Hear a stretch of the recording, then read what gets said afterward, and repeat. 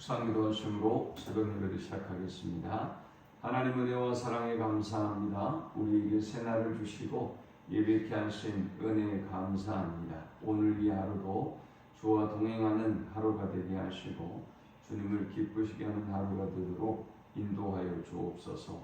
주의 이름으로 모이는 시간마다 처소마다 큰 은혜와 축복으로 하나님의 임재와 영광을 보게 하여 주옵소서. 전쟁이 있는 곳에는 평화를 주시고 또 산불로 낙심 중에 있는 영혼들에게는 하나님의 다시 회복시켜 주시고 일으켜 세워주심을 경험케 해 주옵소서. 오늘도 우리의 구하는 것과 생각하는 것보다 넘치도록 응답하실 하나님을 찬양하며 예수님의 이름으로 기도합니다. 아멘. 찬송 408장 드리겠습니다. 나 어느 곳에 있든지 늘 마음이 편하다. 주 예수 주신 평안함 늘 충만하도다.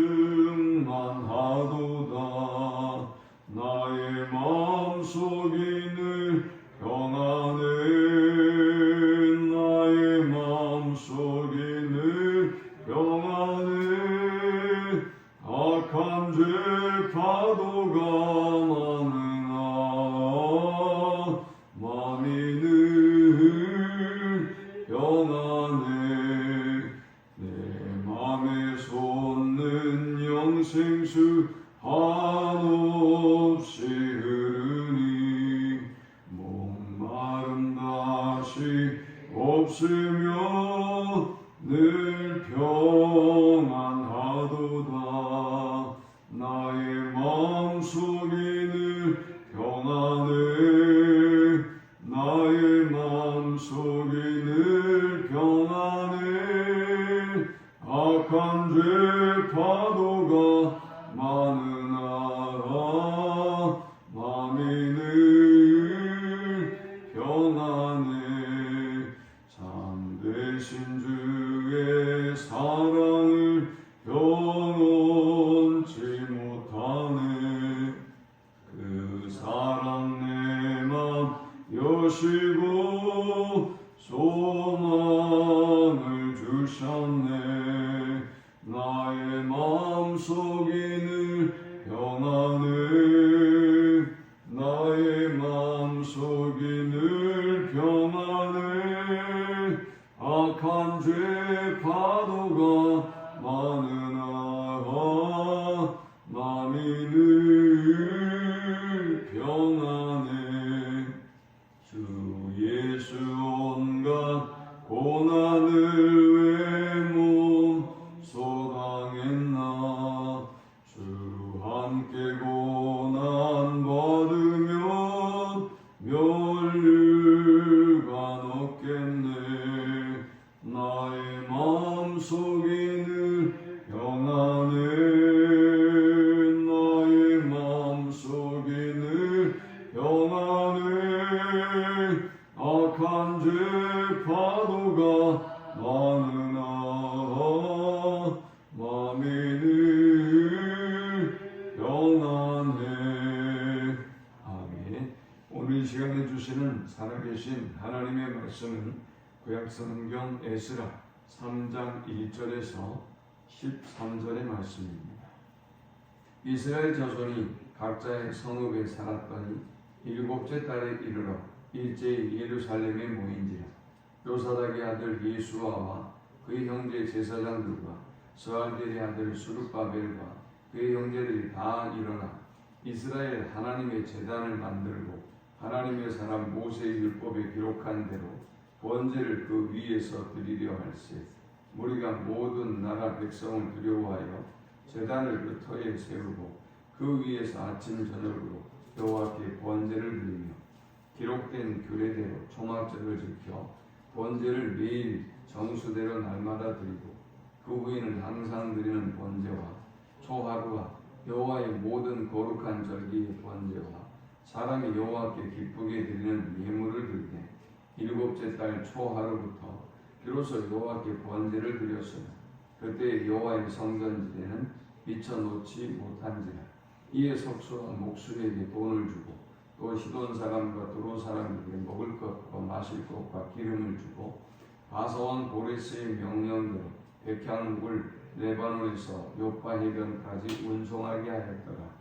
예루살렘에 있는 하나님의 성전에 이른 지 2년 둘째 달에 스알델의 아들 수르바벨과 요사닥의 아들 예수아와 다른 형제 제사장들과 레위 사람들과 무릇 사로잡혔다가 예루살렘에 돌아온 자들이 공사를 시작하고 20세 이상 레위 사람들을 세워 여호와의 성전 공사를 감독하게 하며 이에 예수아와 그의 아들들과 그의 형제들과 감미엘과 그의 아들들과 유다 자손과 헤나다 자손과 그의 형제 레위 사람들이 일제히 일어나 하나님의 성전 일꾼들을 감독하니라. 건축자가 여호와의 성전의 기초를 놓을 때에 제사장들은 예복을 입고 나팔을 들고 아삽 조선 레위 사람들은 제금을 들고 서서 이스라엘 왕 다윗의 규례대로 여호와를 찬송하되 찬양으로 화답하며 여호와께 감사하여 이르되 주는 지극히 선하심으로 그의 인자하심이 이스라엘에게 영원하시도다 하니 모든 백성이 여호와의 성전 기초가 놓임을 보고 여호와를 찬송하며 큰 소리로 즐거이 부르며 제사장들과 레위 사람들과 나이 많은 족장들은 첫 성전을 보았으므로 이제 이 성전의 기초가 놓임을 보고 대성 통곡하였으나 여러 사람은 기쁨으로 크게 함성을 지르니 백성이 크게 외치는 소리가 멀리 들리므로 즐거이 부리는 소리와 통곡하는 소리를 백성들이 분간하지 못하였더라. 아멘. 이스라엘 백성들이 고국으로 돌아와서 각자 자신들의 조상이 살던 성읍으로 흩어져 살게 되었습니다. 이제 그들은 다시 포로 생활을 마치고 정착하게 된 것이죠. 그리고 그해 7째 달이 되어서 그들은 일제히 모여서 하나님 앞에 예배를 회복하게 됩니다. 그들이 가장 중요하게 여겼던 것, 그것은 다른 어떤 일보다 바로 제단을 회복하고 예배를 회복하는 일이었음을 그들은 가장 먼저 보여주고 있습니다. 자, 우리는 오늘 이 본문을 통해서 이제 바벨론 포로 생활을 마치고 돌아온 그들이 소중하게 여겼던 일은 무엇이며 그들이 어떻게 이 일을 이루어 가는가를 보면서 세 가지 영적 교훈을 함께 나누고자 합니다. 이 본문을 통해서 얻을 수 있는 첫 번째 영적 교훈은 먼저 제사하는 일에 힘써라 라는 것입니다. 자, 이스라엘 백성들에게 가장 중요한 것, 그들이 고국으로 돌아와서 가장 먼저 해야 할 일, 그것이 과연 무엇이었을까요? 도시는 완전히 황폐하게 되었고 자신들이 살고 정착하는 모든 마을들도 다 황폐하게 되었어요. 먹을 것도 없지요. 그들이 어떤 곡식을 재배하거나 또 농사를 지을 만한 어떤 터전도 씨앗도 아무것도 준비되어 있지 않아요. 자, 그런데 또 그들의 거처도 준비되어 있지 않죠. 그리고 이제 고국으로 돌아왔지만 언제든지 주변의 나라들이 그들을 다시 공격하고 짓밟아 버릴 수 있어요. 전혀 그들이 무장된 상태가 아니기 때문에, 그들이 다른 나라와 싸울 수 있는 그런 상태가 아니기 때문에 그들은 지금 해야 할 일이 참으로 많은 것입니다. 우리가 요즘도 예배하십시오 라고 예배해야 합니다 라고 얘기하면 제가 이런 일로 바쁘고 이런 일로 바쁘고 또 먹고 살기가 어쩌고 이런 얘기를 많이 하죠. 지금 우리의 상황에 비교해 본다면 당시에는 예배할 수 없는 상황이었다라고 보면 되는 것이죠. 그러나 참으로 놀랍게도 그들은 가장 먼저 제단을 쌓는 일을 회복하고 그 일을 가장 우선순위에 두었습니다. 이스라엘 백성에게 이 7째 달 7월은 굉장히 중요합니다. 이 달에는 나팔절이 있고 그리고 속죄일과 초막절이 있습니다. 그들은 아직 성전을 만드는 것도 아니고 아무것도 준비되어 있지 않았지만 제단도 회복해야 되고 성전도 회복해야 되고 예루살렘도 회복해야 되고 나라도 회복해야 되고 할 일이 많이 있잖아요. 그러나 그들은 지성소가 없기 때문에 드릴 수 없는 속죄제를 제외하고는 가장 먼저 제단을 다 회복하고 예배를 회복하는 일에 힘썼습니다. 우리가 그 어떤 일보다 우선해야 할 것이 예배라는 사실을 오늘 포로기한을 마치고 돌아온 이스라엘 백성이 우리에게 교훈하고 있습니다. 이 본문을 통해서 얻을 수 있는 두 번째 영적 교훈은 모두가 하나 되어 말씀에 순종하여 하나님의 일에 힘쓰라라는 것입니다. 자, 이제 이스라엘 백성이 고국으로 돌아왔어요. 그리고 그들은 돌아온 지 2년 둘째 달에 성전 공사를 시작합니다.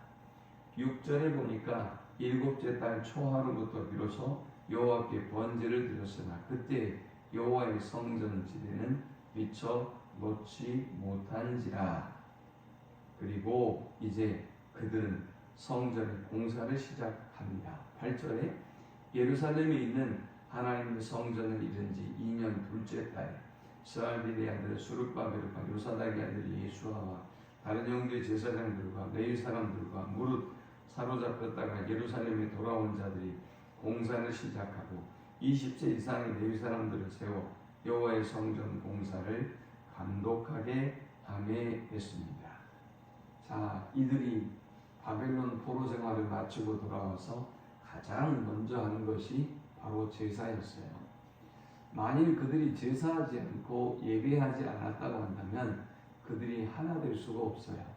생각이 다 다르기 때문이고 지금 돌아와서 해야 할 일이 각자가 얼마나 다양합니까? 아니, 가족들을 먹여 살려야 돼요. 또 가족들의 안전과 국민들의 안전을 책임져 주어야 돼요. 그러니 이게 얼마나 복잡한 일이냐 말이죠. 그런데 그들이 일사불란하게 다른 모든 일을 제쳐두고 이렇게 성전의 기초를 놓는 일을 시작할 수 있었던 데는 단연 예배가 있었던 것입니다. 예배가 있었기 때문에 그들은 하나 될 수가 있었고 그들은 하나님의 말씀에 순종할 수가 있었고 무엇보다 하나님의 일을 우선하고 힘쓰는 그런 예배자들이었고 그런 헌신자들이 되었던 것입니다. 그러므로 사랑하는 여러분, 우리가 해야 할 가장 중요한 일은 먼저 예배에 있어요. 그래야 각자가 하나님과 만나고 하나님의 말씀에 순종하고 하나님이 무엇을 원하는지를 알기 때문에 그들은 하나 되어서 다른 사사로운 개인적인 일들이 아니라 하나님 일에 먼저 힘쓰게 되는 것입니다. 자, 이제 그리고 나서 우리가 이 본문을 통해 얻을 수 있는 세 번째 영적 교훈은 감격과 기쁨으로 하나님의 일을 감당하라라는 것입니다. 자, 드디어 성전 기초를 놓았습니다. 10절에 보니까 건축자가 여호와의 성전의 기초를 놓을 때 제사장들은 예복을 입고 나팔을 들고 아삽 자손 레위 사람들은 제금을 들고 서서 이스라엘 왕 다윗의 규례대로 여호와를 찬송하되 했습니다.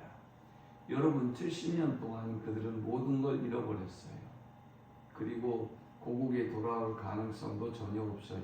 그들이 얼마나 낙심하고 절망했겠습니까? 그런데 하나님께서 주권적으로 하나님의 방법으로 이들을 바벨론에서 끌어내시고 그들을 구원해 주셨어요.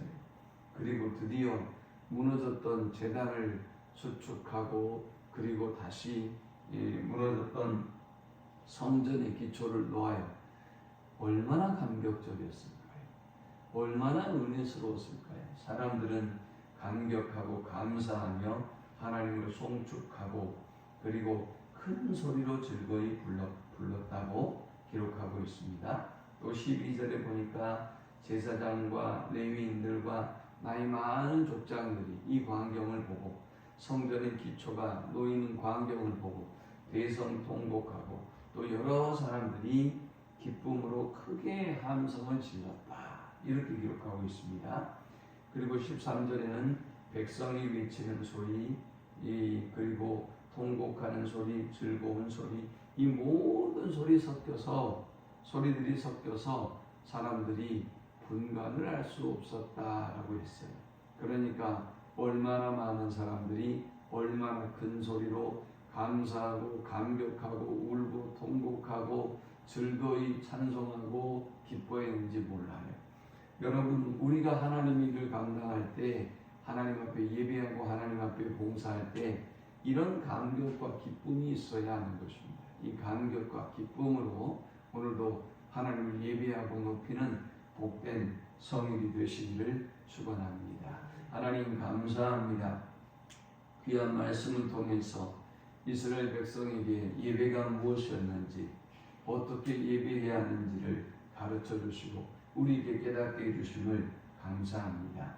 감격과 기쁨이 넘치는 예배자들이 되게 하시고 마음과 뜻과 힘을 다해서 하나님을 찬양하고 높이는 저들이 되게 하여 주옵소서.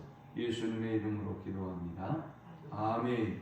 지금은 우리 주 예수 그리스도의 크신 은혜와 성부 하나님의 극진한 사랑과 성령의 인도 보호 교통 충만케 하시니 먼저 그의 나라와 의를 구하고 이 모든 것을 더해 주시는 하나님의 역사를 경험하며 살기를 소망하는 모든 주의 백성들의 머리 위에 이제로부터 영원토록 함께 있을지어다. 아멘.